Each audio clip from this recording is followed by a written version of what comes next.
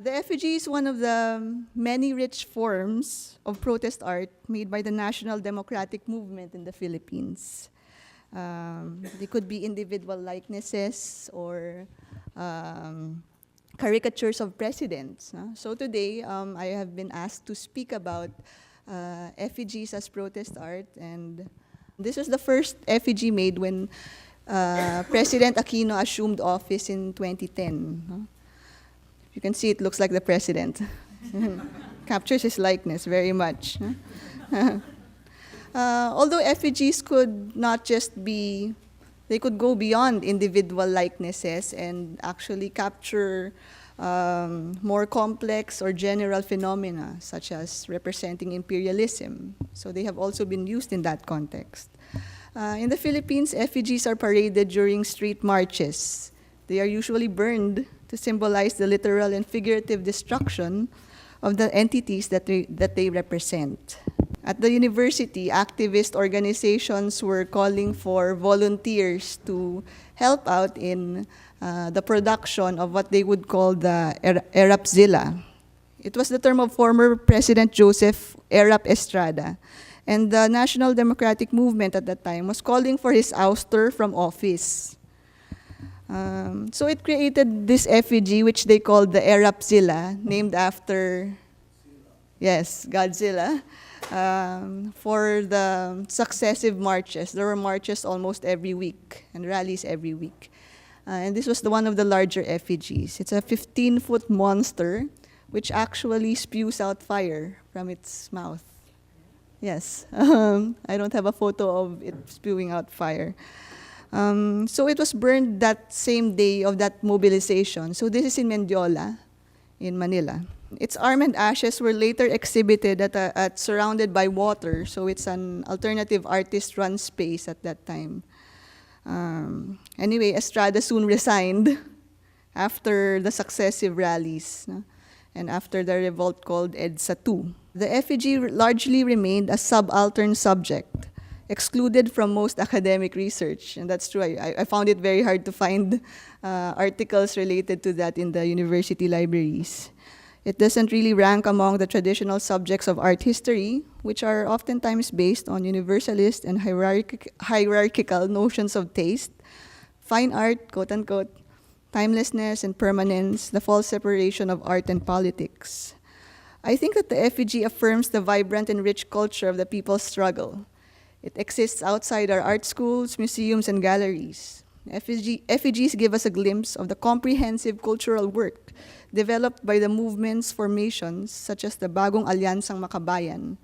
This is Bayan, or the New Patriotic Alliance, which has sponsored many of the large-scale effigies over the years.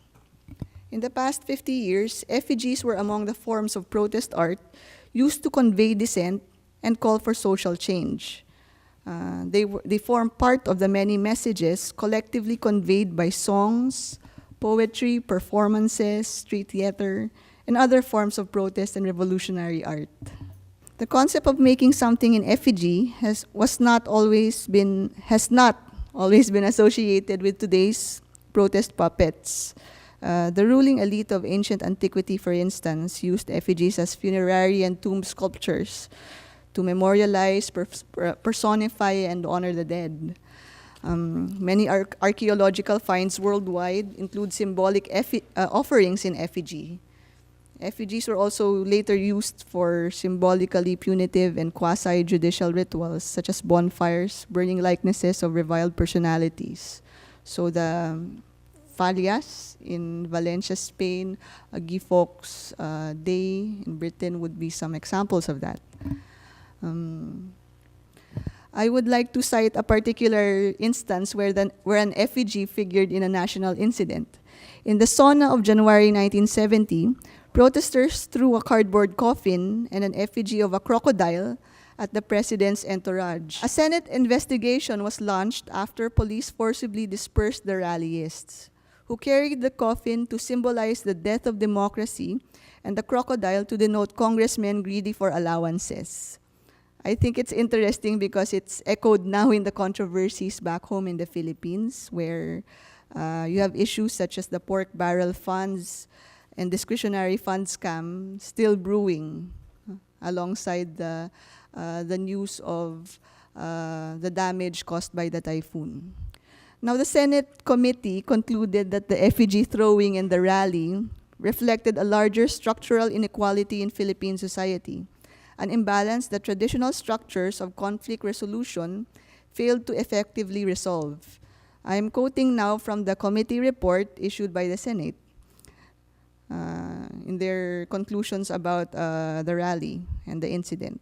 The fact that the people had turned to demonstrating to ventilate their anger and frustration reflects on the whole body of our society, the system, the establishment, the opposition, the judiciary, the police forces, and the press, which are the normal avenues of reforms but are apparently not filling this function satisfactorily. By 1972, President Marcos would declare martial law on September 21, and the effigy disappeared from public view as militant and progressive organizations were suppressed, mass actions banned. I think this is logical because the bulky and conspicuous forms of effigies were not really suited to the covert and clandestine nature of the protest actions which were being conducted under the reign of the dictatorship. Community theater groups also created effigy lanterns, visual placards, and masks for alternative Lenten presentations and street plays. This is in Newsweek, where an effigy makes the cover of an international publication. And by this time, effigies were now a popular form of protest art. They were either caricatures of main political personalities and presidents, or representations of dominant empire, as seen in the figure of Uncle Sam.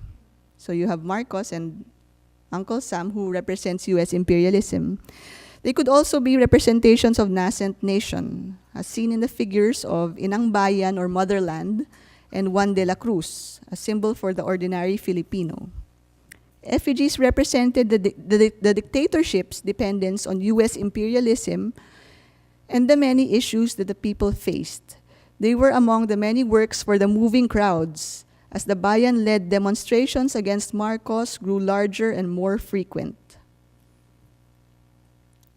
Marcos stepped down after the People Power One uprising on February 22 to 26, 1986, and he was replaced by President Corazon Aquino, who is the mother of the current president. There have been 4 presidential administrations since then: Fidel V. Ramos, Joseph Estrada, Gloria Macapagal Arroyo, and Aquino's son, President Benigno, or Noy Noy, as they like to call his nickname. But genuine change and reform remains elusive. So as signs of the times, effigies represented how the post-Marcos presidential administrations have remained slaves to imperial and local elite interests. Now, from the early 1990s onwards, new artist collectives such as Ugat Lahi, which was founded in 1992, adopted the effigy as a creative form for protest actions. Ugat Lahi was reacquainted with the form of papier-mâché effigies during a workshop co-organized by the Asian Council for People's Culture, by artist Cap Reyes, who was a veteran of the first quarter storm protests in the 1970s, and the Cry of the Rooster Puppet Theater in Texas. Ugat Lahi also conducted effigy-making workshops among organizations in the Southern Tagalog and Central Luzon regions. So, Ugat Lahi has made over around more than 40 probably effigy projects up to date. They have been used to represent the 3 ills of Philippine society. The 1998 Tumbaka Bulls protested feudal exploitation and rights violations against farmers. This effigy in 1999 represents Uncle Sam as a Western cowboy. So the cowboy of the Wild Wild West, which was made for the protests against the Visiting Forces Agreement, which allowed U.S. troops to maintain more or less a permanent presence in the Philippines. In 2000, the following year, we can see the Lechon Baboy effigies, which portrayed bureaucrat capitalists and corrupt officials as fattened roasted pigs. Lechon Baboy is a delicacy. It's roasted pig, but it showed these figures as what we call patabaing baboy. Ayan. But effigies were not always representations of the enemy, such as these. No? For instance, the gigantes, which were used in the May Day rally in 2000, depicted the workers and peasant sectors, underscoring the critical and basic alliance between the two. So they were positive representations of the people, of the different sectors, which comprised a positive force for change in society. Now, by 2000, which is 13 years ago, the campaign for President Estrada's ouster culminated in a people's uprising, or EDSA 2. Ugatlahi's production of effigies and other forms flourished during this time. They mocked Estrada and his administration's failure of governance. The Erapzilla, which I earlier showed, was produced for the November 30, 2000 Welcome Bayan or People's Strike in Manila. And it is one of the more popular effigies in recent history because a lot of media were able to document the work. So here are some of the other examples produced during the campaign to oust President Estrada. The woman punching the effigy of Erap is Nanay Mameng Jonida. She is a leader of an urban poor federation. She's a very small, fragile woman who has a very strong voice and a very good punch. So you could punch the effigy as well. This is another one showing a bloated Estrada at the stake. This is it's like a cross between a mural and an effigy, actually, and they call it the reclining Erap. So you can see him tattooed with all the symbols representing different issues, very important issues at that time. And you would always have the reference to US imperialism through the stars and stripes. After 2005, the images became more ominous and grim as Arroyo resorted to all means possible to stay in power. Examples of these are the many extrajudicial killings of activists and attempts at constitutional change. From 2006 and 2007, the alarming human rights situation was referenced in these two effigies, Hitler Dictador Tuta Gloria on the left, and Reyna ng Kadiliman, Manananggal ng Karapatan on the right. Hitler Dictador Tuta is Hitler Dictator Puppet. Lapdog, Gloria. And the other effigy means Queen of Darkness. Yes, Queen of Darkness. And Manananggal, it's a wordplay because Manananggal is a monster in Philippine folklore. So you separate the other half flies and the other half stays behind. But it could also mean manananggal, someone who removes, so someone who takes away human rights. So there's that kind of wordplay which happens with many effigies. And from 2008 to 2009, Arroyo was portrayed as a captain escaping her sinking ship in MV Filipinas. And as a zombie who refuses to die in Gloria forever. So that was the last effigy of her term. So she was portrayed as a rotten corpse who refuses to die.